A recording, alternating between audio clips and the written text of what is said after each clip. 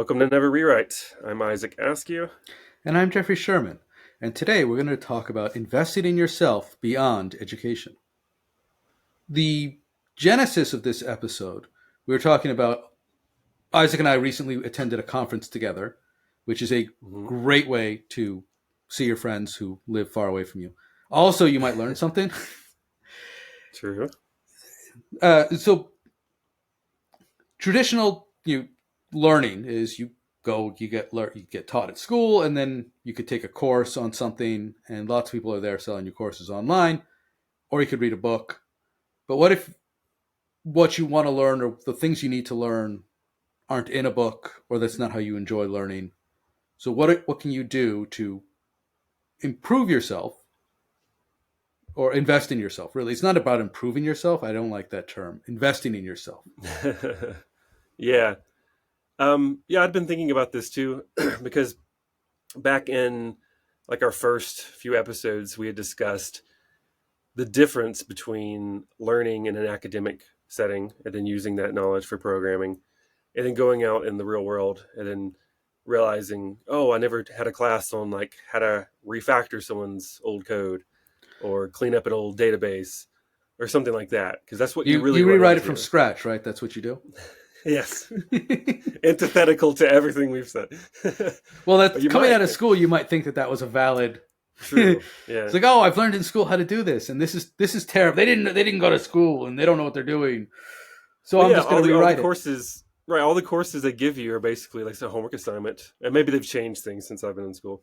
But it's usually a homework assignment, and it's like, here's a problem, and you should solve it from scratch. It's never here's the existing code. How do you make it work with that thing? At least where in my educational background. So I'm hoping the other colleges or universities are doing this now.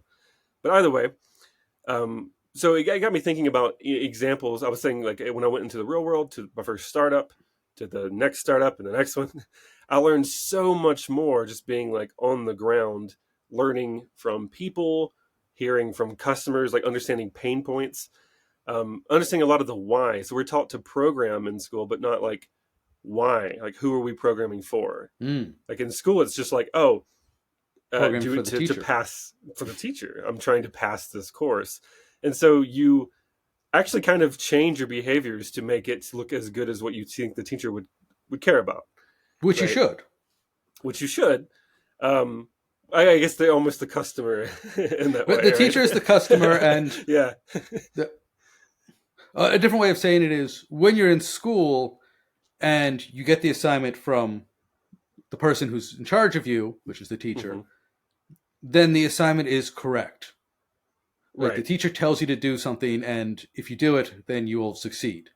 And in the Hmm, real world, most of the time when you get a programming assignment, if you do exactly what they tell you, it is going to be wrong. right. That's very interesting. That is a big difference, because we're almost taught to act kind of like the computer does. Like when we get the acceptance criteria, right? That's our list of things, and we have to check off everything. And you could deliver that perfectly, but if the product person didn't coalesce a problem from the customer into a story in the right way, and you got the wrong instructions, then you've delivered exactly what the story said, but not really actually solved the problem, because there's all these Mm-hmm. stuff that are different pieces. You don't ask yourself, what if my professor asked me for the wrong assignment? What if they made a mistake in the assignment? What if they didn't know what they were talking about? Right? Those are Many of actual my things you run into professors, in the real world. probably most of my professors, didn't know what they were talking about, but Well, I mean, it was like, their assignment, so it was exactly. automatically the correct assignment. Right, right. So, but that's very different in the real world. So some things that I was thinking when I was thinking about how to improve myself in my programming skills, or just as an engineer, not necessarily just programming skills, but just skills in general. What are some ways I can improve that aren't just kind of like these artificial? You do this because everyone in the academic world does this, or this will make you better because of some other criteria that someone set up about like what engineers should or shouldn't be.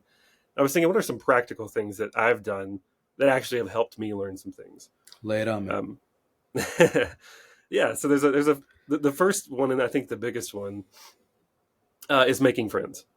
I feel like this is kind of a silly one to say, because it sounds so like lovey-dovey comparatively, but just like in college, if you made really good friends with people in your class, they might share notes with you later if you missed a day, which is Hmm. super valuable and you can learn, or decide to, oh, let's work on that programming assignment together, or essentially your first pairing before you go to a company. Um, Actually making friends in it is going to be really helpful, because at some point you're going to get stuck on something and need help, and you need to learn how to ask for help.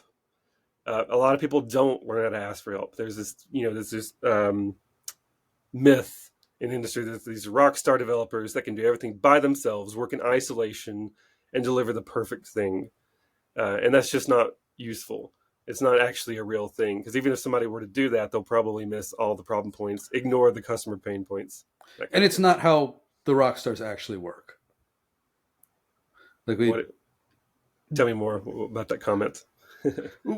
I've read some research papers about how the 10x Rockstar developers actually work, Hmm. and most of the time they are working closely with teams, so they're doing a lot of glue work, so that they are very good at getting the like. I have this I have a concept. I know exactly how it should be written, and they Hmm. are very good at breaking it down, delegating it out to the rest of the teams, and then doing the little bits of glue work that are really hard that only they can do, and then delegating out the rest.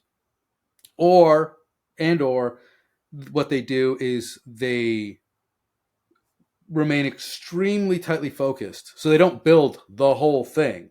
They build what we'd call like a proof of concept, the core of the core nugget, and they do it very quickly. And again, they're not working in isolation and building this Hmm. entire thing. It's they're doing a very little bit, but they are doing precisely what's needed. Yeah. And that's how you be. It's not that they're doing 10x more, it's that they are wasting 90% less. That's a good way to phrase it. So I think most of the what I would consider the rock star engineers, so to speak, most of them, like I've met some that are actually rock stars that I would define as rock stars, because I feel like they actually were good engineers, and they were good at teaching you and helping you understand what you needed to do and helping you learn. But on the flip side, I feel like we've pushed in the industry this idea of this perfect engineer.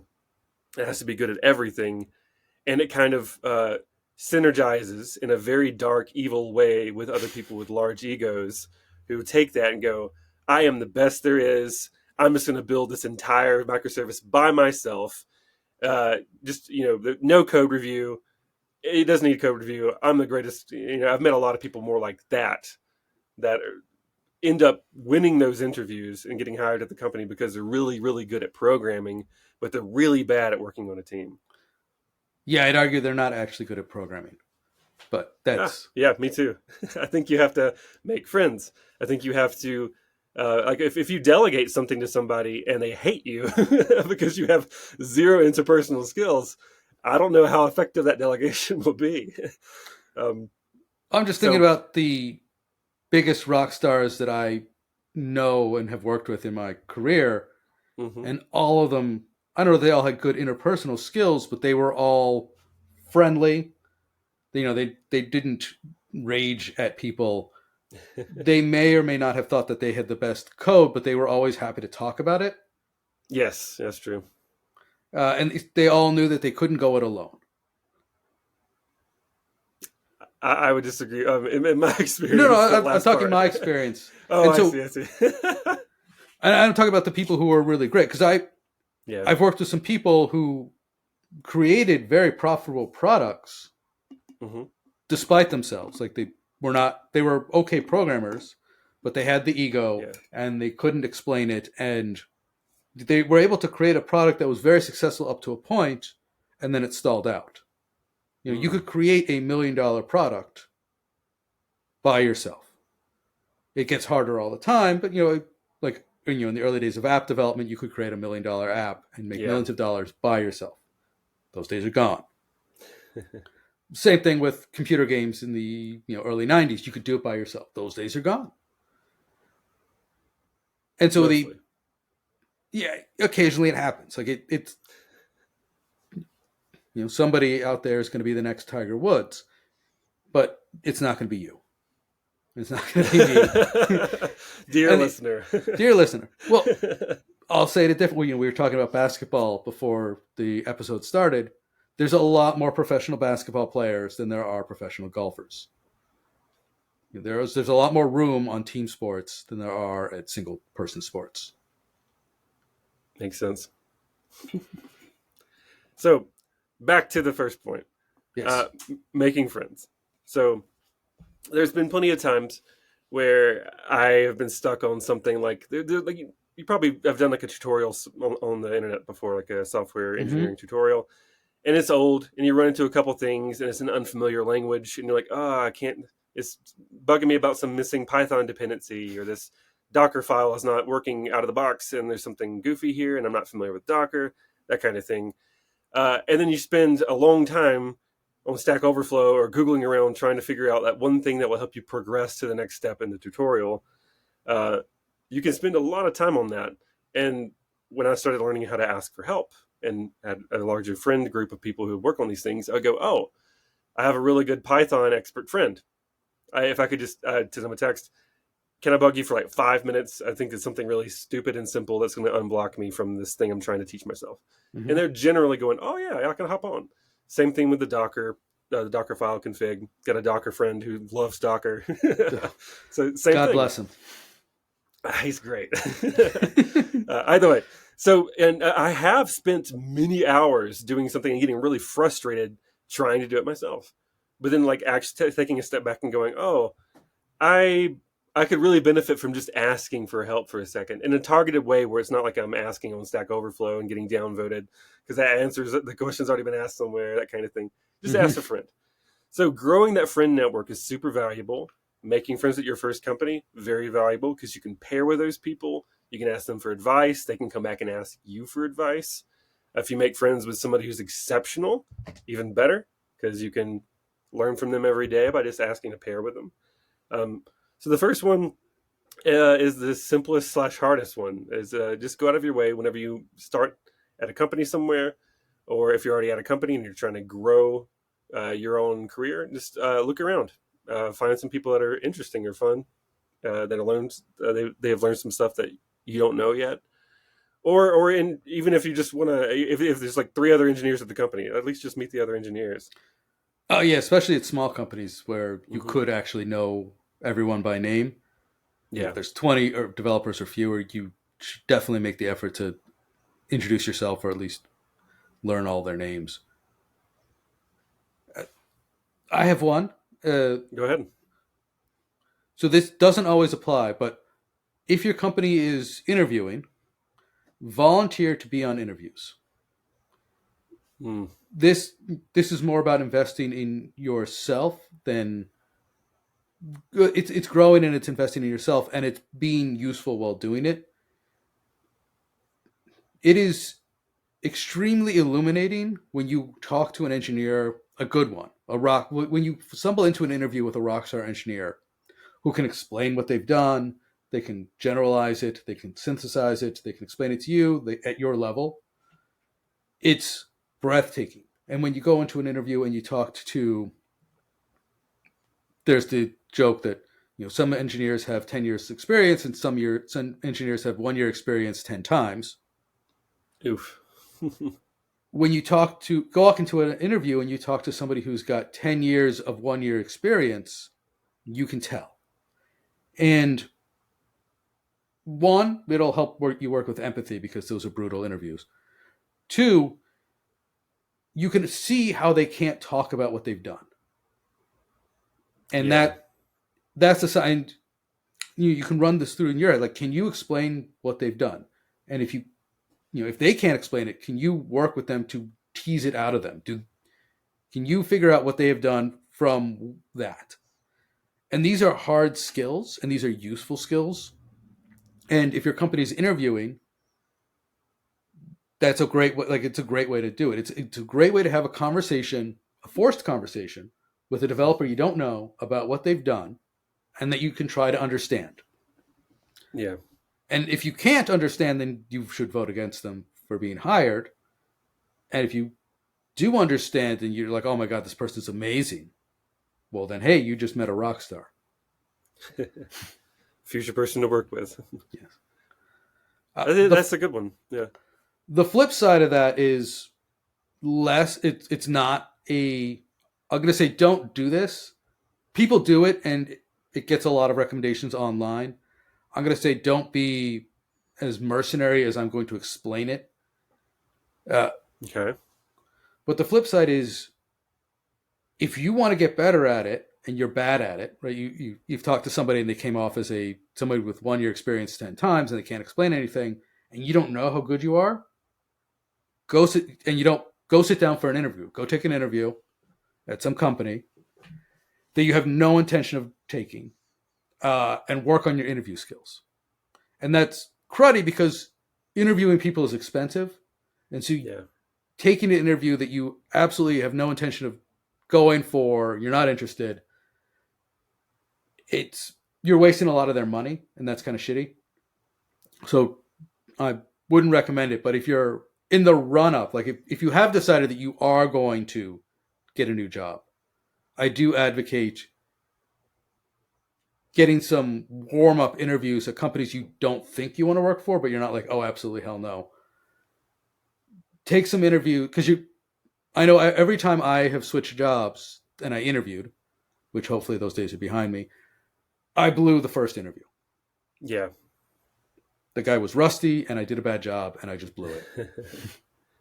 Yeah, I think regardless of how you find your way into an interview, whether it's, doing an interview with somebody that you don't intend to work for or not, doing interviews in general is a great way to basically stay in shape for the next layoff, essentially.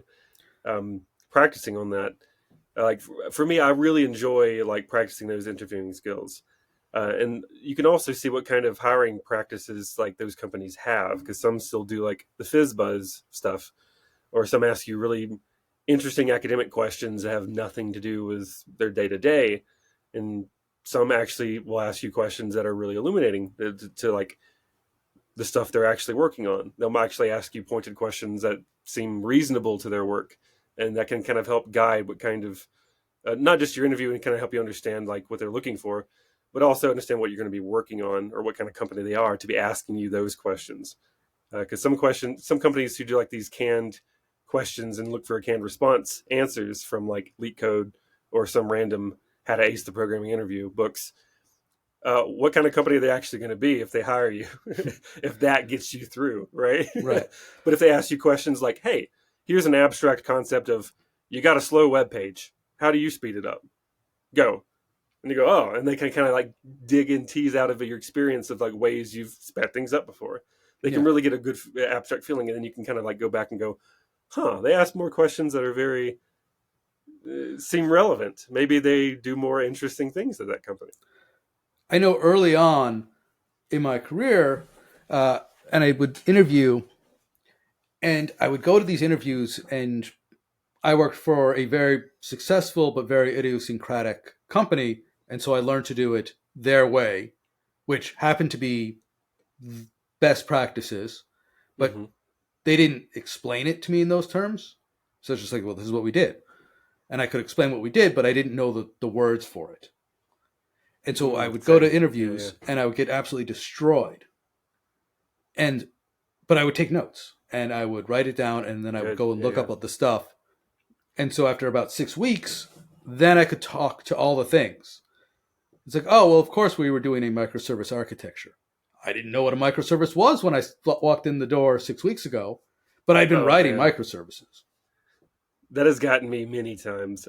Early in my career, when someone asked me about dependency injection, I was like, I don't know what that is. But I did. I have been doing that. I'd never heard it called that. So like some jargon out there is not, ubiquitous across the industry, or especially for early people getting into the industry trying to learn something. There's plenty of terms out there that, if you could just see someone's code or have someone talk to the problem, they might be describing exactly what you're describing. Is like they actually live and breathe that. Maybe they call it something different.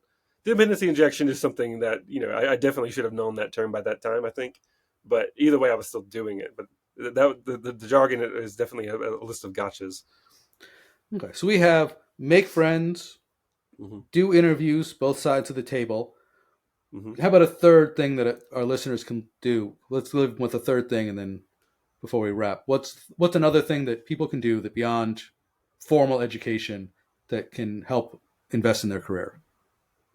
I would say, and I'm kind of biased towards this one, is don't necessarily. I guess the answer is not necessarily reading by itself, but my response is going to be starting a book club at your company. Hmm. Um, so that, again, like reading is not necessarily the answer because you don't want to read in isolation. You want to read with other people because sometimes there are some books that are like really famous in the industry that are not super applicable anymore because some of those lessons have been digested by people over the last 10 years that everyone knows them and does them as standard now.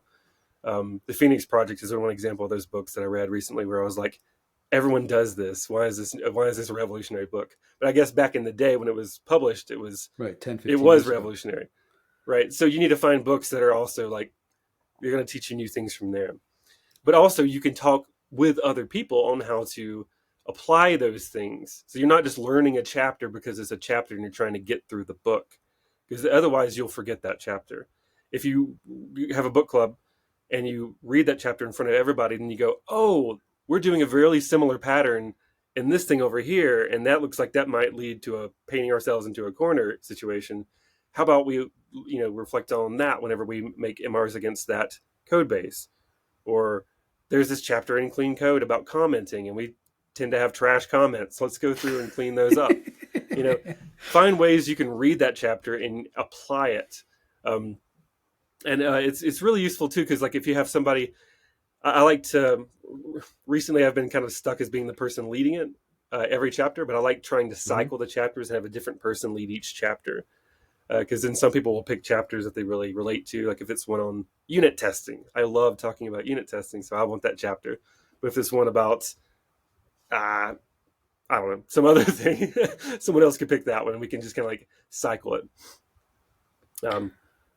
Yeah, it's also, I'll throw out there, you don't always need to have technical books. You can True. also Yeah. have books about the industry you're working in. Um, Now that I've said it out loud, I'm going to have to go and look because I think I should lead a book club on marketing principles. There you go. I should find one and we should have a discussion about that because I am certain that I'm not an expert or even Yeah. I'm certain I don't even know all the words for the Right. Right. technology, for the concepts that the professionals use. The professionals who use our tools will use these terms and I don't know them. And that's bad. Well, see, the good thing about doing the book club too, and having like, if we read a really famous book, again, take Clean Code. Mm-hmm. If we read it and then we go, oh, I should just know this is the truth and not question it. Well, I guess somewhere in On the book that they book, basically yes, you say, should, but well, somewhere in the book actually he says, these are just a bunch of practices I've collected over the years. They may not be the answer in every situation, and there are definitely some Java examples in there that are super dated. But regardless, when you read it out loud and someone else goes, "Wait, I don't understand that," and you go back and you reflect on it, then you can kind of like dissect: is this even useful? Because some of it might still be, because a lot of those lessons hold, they stay true over decades. And some of them, you might go, oh, well, that makes sense there, but actually in our situation, I think we should do this. And it might be the case that you actually have an exception, right? There's always exceptions in programming. It's like, that's like the one rule, right? Mhm. But either way, going through and reading all this stuff out loud and having people ask questions about it and make you reflect on something you took uh, as truth, because you never, even for the most famous books, don't just accept it, question it. Like even if Yes. it's like a perfect rule, the rule of thumb, you should always don't repeat yourself. Was there a case where maybe we should repeat ourselves until we have more patterns Mm-hmm. that show it's actually true repeating? Maybe. Who knows? Question it. And you There's can't really always do that by exceptions. yourself, because you're just reading someone. If you're reading a book by yourself, it's the author telling you what to think, and you might reflect on it and push back. But having a discussion on it is super fruitful. Right. Well, you're mostly going to reflect on it and push back within the context of your lived experience. And if you have a book club, you get everyone's lived experience. And so everyone Yes. who has, oh, I've encountered this edge case where this piece of knowledge is wrong or, Hmm. doesn't apply here. You know, Yeah.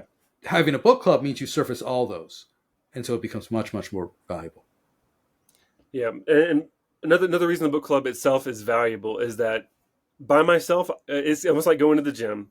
If I don't have somebody to keep me accountable, I will probably not read. If I don't have my friend that I go to the gym with here, if he's not there that day, I can easily talk myself into maybe I'll just skip today because he's not going to be here. It's really easy to do, at least for me.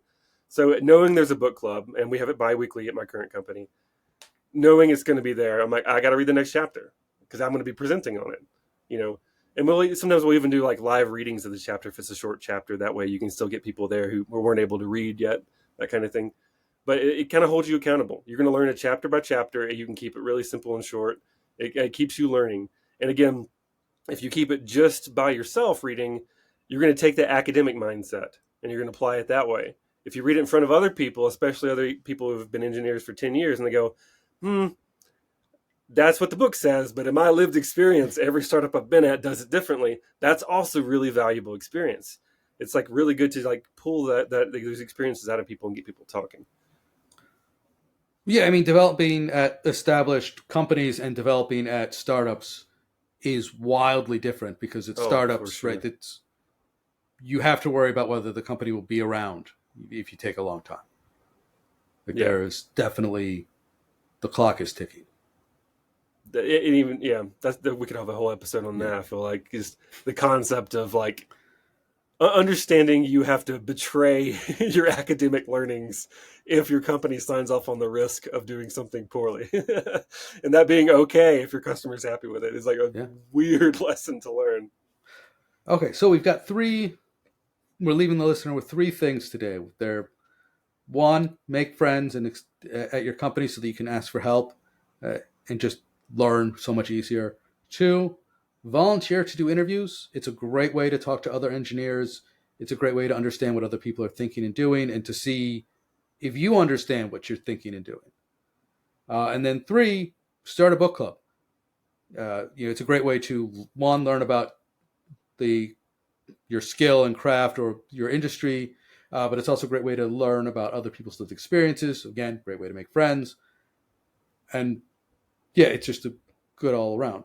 I noticed that all three of these tips that we're talking about are about being social and having conversations with other people. Yeah, that wasn't actually intentional. No, it was But not. I think that says something, because I mean your career is social, right? Programming is social. If you're actually solving the right problems, it's got to be social because you're building something for someone, and you need to understand what the problem is. And interviewing itself is social. Understanding where they're coming from, what kind of things they can provide to you, Well, all a that career is communication. social. Yeah, If you live out in the woods and live off the land, then you don't really have a career. That's just what you do. even if you're in the mountains in Colorado and you remote in to work every day, you still got to be social with people if you want to get ahead. Right. Well, awesome. Thank you so much for listening. I'm Jeffrey Sherman. And I'm Isaac Askew, and this is Never Rewrite.